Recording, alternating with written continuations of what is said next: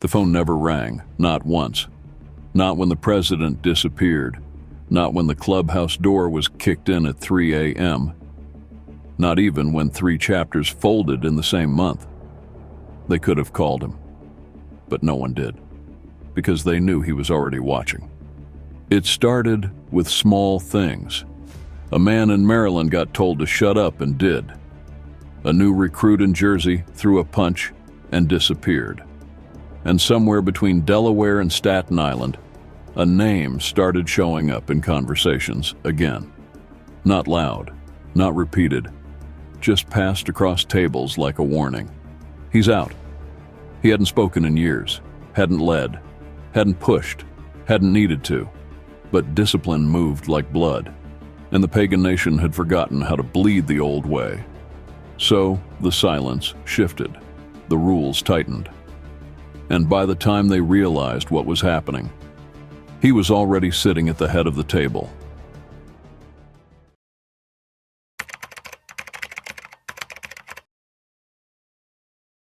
It started with a feeling, not a headline, not a gunshot, just a slow creeping shift in the way things moved. The tone inside clubhouses changed. For 6 years, the pagan nation had limped forward under a man called Tyrone, a placeholder president. Good on paper, quiet in public, invisible when it counted. But for most of the first part of the 2010s and first part of the last half of the 2010s, Michael Trone from Harrisburg, Pennsylvania, controlled Pagan's nation, terrible Tyrone. The club was growing in noise but shrinking in fear. Territories were thin. Respect was thinner. And the code? It had become more suggestion than scripture. Conan didn't like the way that the club was misusing funds. They were going into a direction where the club was losing its balls. Best way I could put it. So Conan's part of the mother club, and then at some point he decides to take over. But they weren't really taken seriously, to the point where they had a seat at the big table. Well, when you're talking about Hell's Angels, outlaws, Mongols, and now they do. And that's because of Conan Richter and what he's been able to implement since taking power at the end of 2018. Then came the sightings. One chapter in Pennsylvania, another in Maryland. Not loud visits, but meaningful ones. Meetings were shorter, questions sharper. And at the center of it all was him, the man they used to call the Barbarian. And by 2017, he was itching to take the reins and coordinated what could be described as a bloodless coup. Keith Richter had been out of prison since 2012. 10 years served on a federal conspiracy charge, a failed murder plot that left one pagan alive and Richter behind bars. But when he came back, he didn't chase the crown. He waited, watched, and then, in 2018, moved. By the time most members realized what had happened, it was done. Tyrone was out, and Conan was in. Conan Richter had his loyalists, and they told Trone that he would either step down and relinquish power, or he would be forcibly removed. He stepped away. Conan took power. This was in late 2017. By early 18, he's launching his blue wave. And this time, he wasn't coming as a soldier. He was coming as the system. They called it the Blue Wave. 30 chapters, 5 years. He's appointed as the national president, and his whole job is he wants to expand, they call it the Blue Wave, throughout the country, all these clubs. An expansion campaign unlike anything the Pagans had pulled off before. Biker bars in Virginia, pawn shops in Indiana, dive lots in Ohio, all turning blue and gray. They control territories all over the United States, right? Started in 1957, and then it kind of blew up in the 70s. Today they're in California, Nevada, Delaware, Florida, Kentucky, Michigan, Illinois, Oregon, Tennessee, Virginia, Rhode Island. I mean, I could go down a little bit. Jersey, New York, North Carolina, Ohio, India. And much of this is actually due to the guy who is the national president today, Conan Keith Richter, the Barbarian. Imagine having that nickname. He wasn't rebuilding a gang. He was reactivating an army. And for the first time in decades, the Pagan patch was back to being feared. Not because of how many wore it, but because of who stood behind it. Conan is obviously this typhoon of tenacity and is molding the Pagans, in his personality. And I think you have more organization right now, more cohesion, more responsibility, I think, at the top level of the Pagans than maybe you've ever had. Pagans have always been known as, more kind of cowboys, guys that were less organized, quick to turn to violence, quick to indulge in drugs. I think all these guys indulge in drugs, but I think the Pagans had a reputation of being more drug culture than other groups. But here's the thing about control. It makes you visible. And visibility, that's when the predators start circling. The ATF, the FBI, the rivals, the ghosts of old beefs. They all saw it. And they all started sharpening their knives.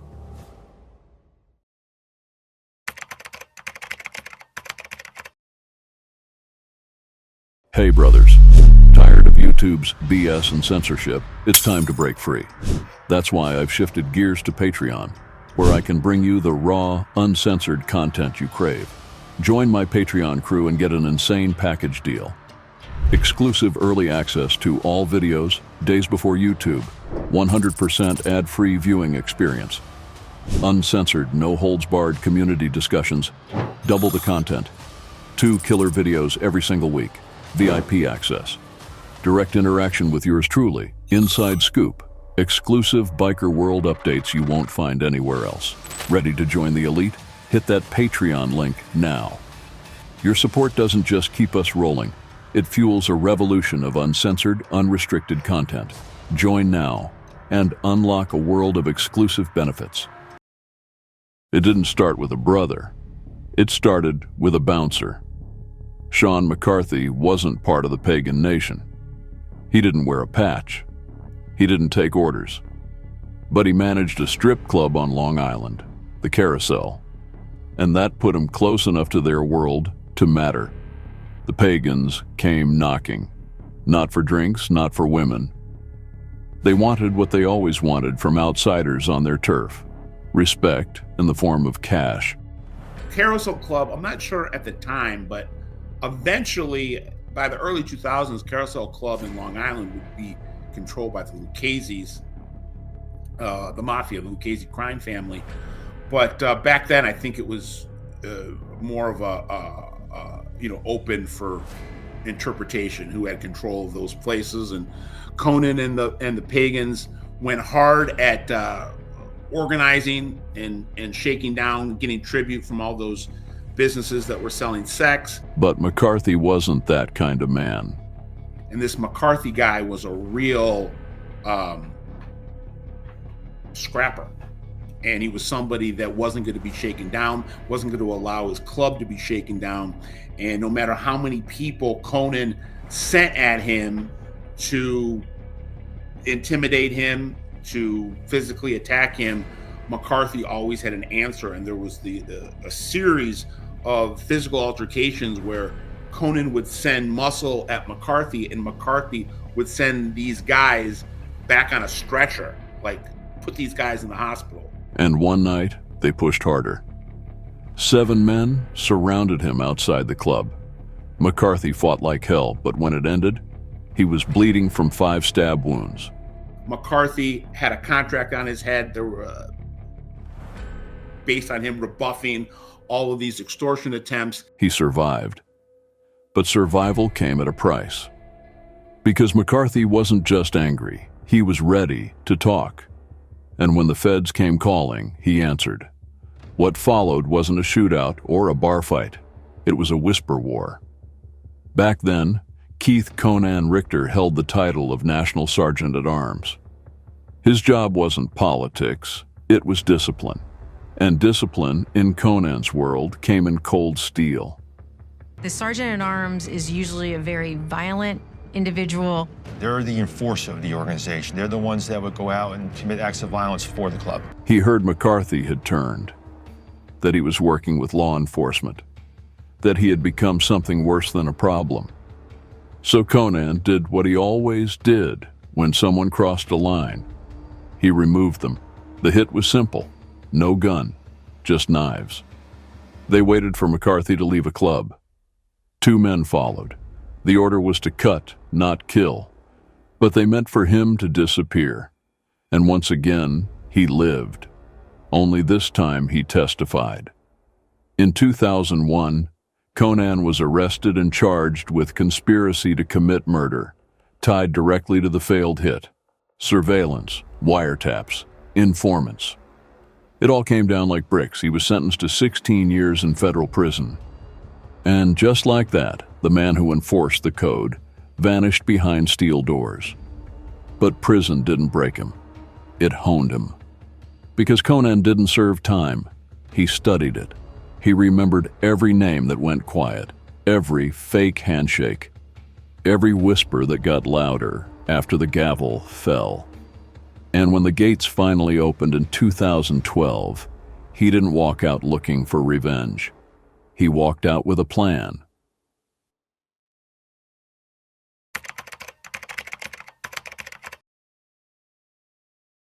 They called it growth.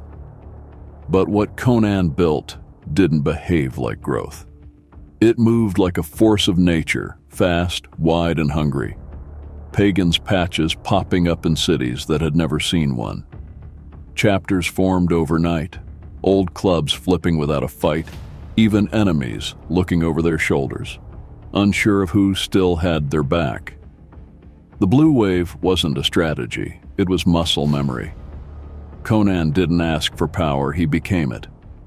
I've been told that, you sit with Conan for a couple hours and he has you, wanting to run through a wall for him. He's got this kind of football coach mentality and he bleeds blue. And he's a guy that wants to be remembered for taking the Pagans to a whole other level of status, and he's already done it, and he'll continue to do it. Inside the club, people felt it. The discipline, the silence. The rules tightened like a drawstring. You either moved with the tide or drowned beneath it. And for a while, it worked. Chapters were multiplying, rallies swelling, and reputation expanding like a tattoo sleeve. Impossible to miss, hard to undo. The Pagan nation was no longer a regional presence. It was a threat, one stitched together with grit, fear, and Conan's hand on the wheel. But the bigger the storm, the sharper the lightning. And somewhere in that momentum, the silence began to crack. A ride that went too far south, a run that ended in cuffs, a quiet word at a bar, passed to the wrong ear. And more charges today against members of a notorious motorcycle gang. The U.S. Attorney's Office in New Jersey announced that 2 alleged high-ranking members of the Pagans Motorcycle Club are now facing federal assault charges. That makes 11 alleged club members charged over the last year. Some members were growing fast. Others were watching too closely. And not all attention came from rivals in leather. Some came in suits, in vans that didn't move, in wires that didn't blink. The feds hadn't forgotten Conan. They'd seen this pattern before, just not this bold. Expansion made him visible and visibility made him vulnerable. And while most clubs are built to survive, Conan had built to dominate. But every empire has its soft spot, its crack in the concrete. And somewhere inside this storm, that crack had already started to form.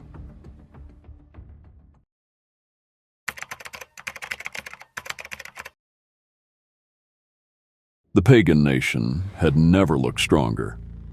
Chapters in every direction. Cities turning blue. Crews swelling with fresh blood and old names dusted off. For once, it seemed like the chaos had a rhythm, like all the violence and silence were finally marching in the same direction. Conan zip-tied various guys on the Mother Club and basically threatened them, my way, the highway. And those who chose not to were kicked out or forced to retire. If you were there with Conan the day that they forcefully took over the club, you're giving up regulator patch. But something didn't feel right. The streets were louder, yes, but so were the rooms. And it wasn't just the engines anymore. It was the voices. The kind that dropped a little too quiet when Conan entered.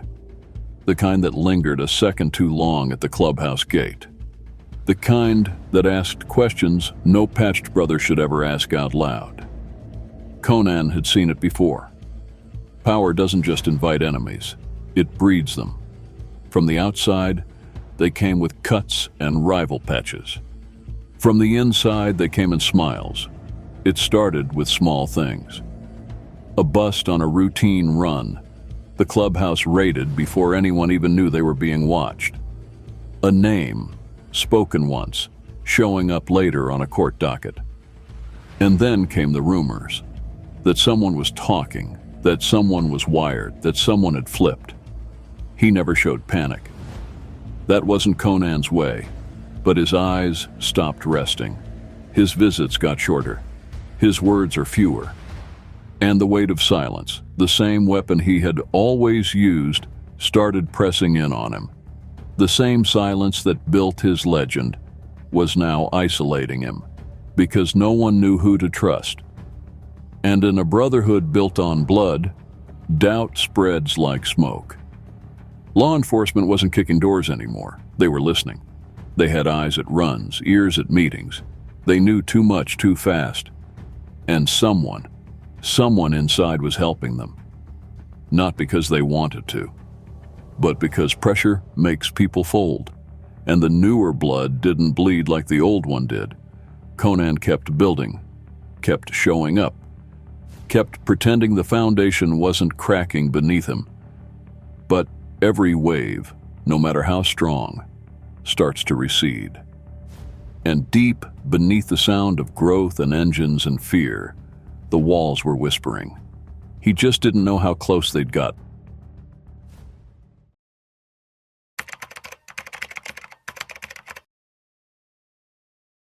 He'd built an empire. And now he was driving through New Jersey, alone. No caravan, no brothers flanking him. Just Conan in a Ford F-150 heading back from a memorial run. Ironically, for a brother lost too soon. The skies were gray. The road was empty. And somewhere behind him, the walls he'd held up for years were already beginning to fall. Every year on the anniversary of Mailman's death, which was in February of '02, every year in February, the Lancaster Pagans hold a memorial event that all the major pagan shot callers from around the country come in to celebrate Mailman, celebrate his legacy. And that's where Conan was in February of 2021, when somebody at that party tipped off authorities that Conan was leaving, headed back to New York, and there was a gun in a secret compartment in his SUV that he was traveling. The stop didn't look like much. A basic traffic pullover. A simple question from a uniform. License and registration. But Conan had lived too long, seen too much, to think anything was simple. There was nothing routine about the way they approached the car. Nothing casual in the tone. And when they asked him to step out, he didn't argue. He just exhaled, slowly, like a man who had known this moment would come. They found it in a hidden compartment. A .45 Ruger fully loaded. For a man like Conan, that was enough. He wasn't allowed to carry not on federal supervised release. And that one weapon, quiet, cold, waiting, was louder than anything he'd ever said in court. It goes he was at a party, coming home, regular cops stopped him, searched it, found the gun, but he was let go. Oh, that's until the feds got involved. In the months that followed, there was no protest, just silence.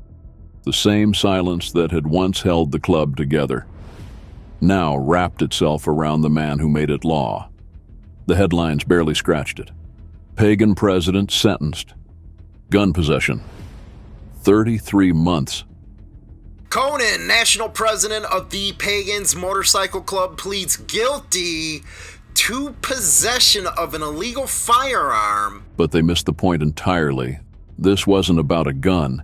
It was about the weight of too many seasons at war, too many enemies, too many cracks no one could seal. Conan went down the same way he rose, without noise. Just a man who understood that even barbarians don't outrun time. A lot of people believe that he was set up because even though he was expanding the club, he was making a lot of enemies within the club. Like he was patching over members that didn't put their time in order to expand the club and so on and so forth. They face it, and when it comes, they nod once, say nothing, and keep walking. The pagan nation would go on. It always does. But somewhere, deep in the chain of memory, they'll talk about him. Not because he was loud, not because he was cruel, but because for a time he took a fractured brotherhood and made it move like a single hand, one that reached too far and finally closed into a fist around itself.